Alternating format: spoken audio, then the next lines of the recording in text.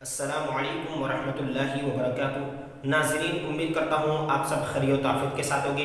आइए इंशाअल्लाह ज़वजल आज की इस वीडियो में उर्दू का पार्ट नंबर 67 इंशाअल्लाह ज़वजल पढ़ेंगे। इससे पहले आपको एक बात बता दूं कि इससे पहले का जो पार्ट्स है 66 पार्ट, उसमें एक खत यानी कि लेटर किस तरह उर्दू में लिखा जाता है वो हमने मतलब कि मुलाहजा किया था। अब आइए उस खत का रिप्लाई।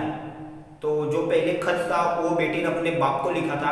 अब आइए इंशाअल्लाह ज़वजल आज की इस वीडियो में जो वालिद साहब हैं जमाल अहमद, उन्होंने खत अपने बेटे को रिटर्न मतलब कि रिप्लाई उस खत को लिखा है। तो ये चूंकि पार्ट लंबा हो जाएगा इसलिए 67 और 68 दो पार्ट इसके बनाए जाएंगे। ताइए इंशाअल्लाह ज़वजल अपने सबक की तरफ चलते हैं और अपने जो खत है, अपना लेटर है, उसको कंटिन्यू करते हैं। तो आप देख सकते हैं पार्ट नंबर 77 में ऊपर आप देख सकते हैं जमाल अहमद का ख़त अपने बाप के नाम।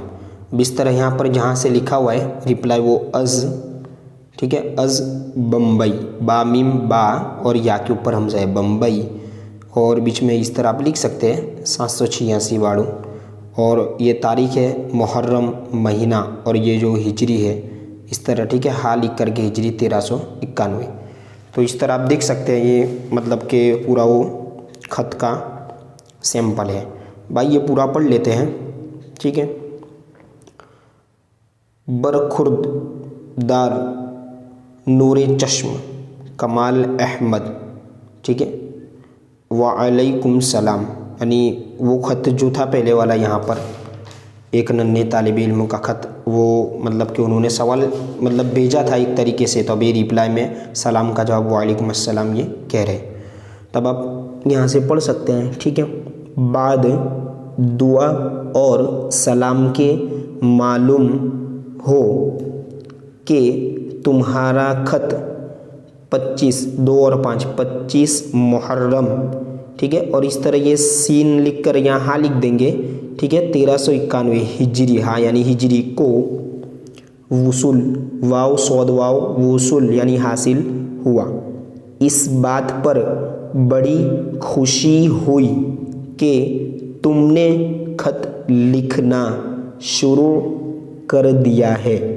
मैं इंशाअल्लाह ताला बहुत जल्द एक अच्छा मुरादाबादी, है ना, मीम रो मुरादाबादी अवल्दान, ये वहाँ पर जो गहीन में लिखा था यहाँ पर गाप से है, तो वो बच्चे ने मतलब कि ख़त लिखने में गलती की थी, ठीक है।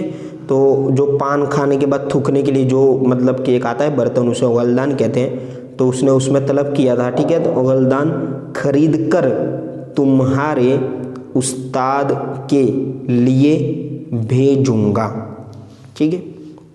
देखिए आगे, जब अवल्दान पहुंच जाए तो तुम उसको अपने मौलवी साहिब की खिदमत में पेश कर देना और कीमत मत लेना।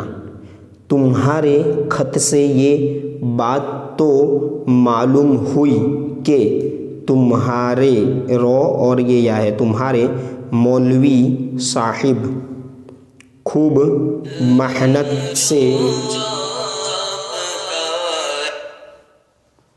ठीक है, कॉल आ गया था, सॉरी, तुम्हारे मौलवी साहब खूब मेहनत से पढ़ाते हैं, लेकिन तुम खुद भी मेहनत से पढ़ते हो या नहीं, ये बात तुम्हारे खत से जाहिर नहीं हुई।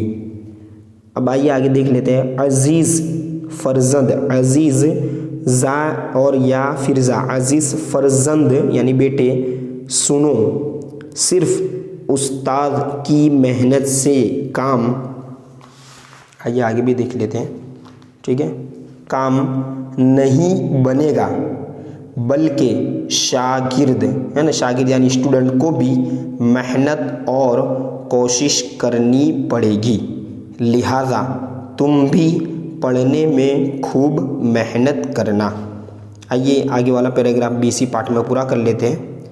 ऐसा मालूम होता है कि तुम नकल, नून कॉफ लाम, नकल यानी लिखना, नकल लिखने की मशक बहुत कम करते हो क्योंकि तुम्हारे खत में कई एक गलतियां हैं। तुमको चाहिए था कि पहले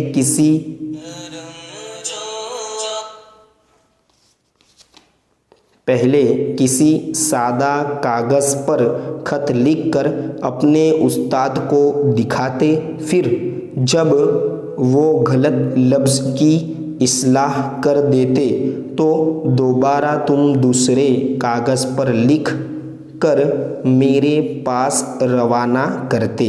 मैं तुम्हें हिदायत करता हूँ कि जब कभी मेरे पास खत भेजना हो तो लिखकर पहले अपने उस्ताद को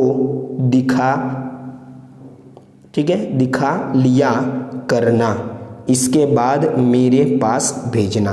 पार्ट नंबर अब 68 यहाँ से इंशाल्लाह कंटिन्यू करें।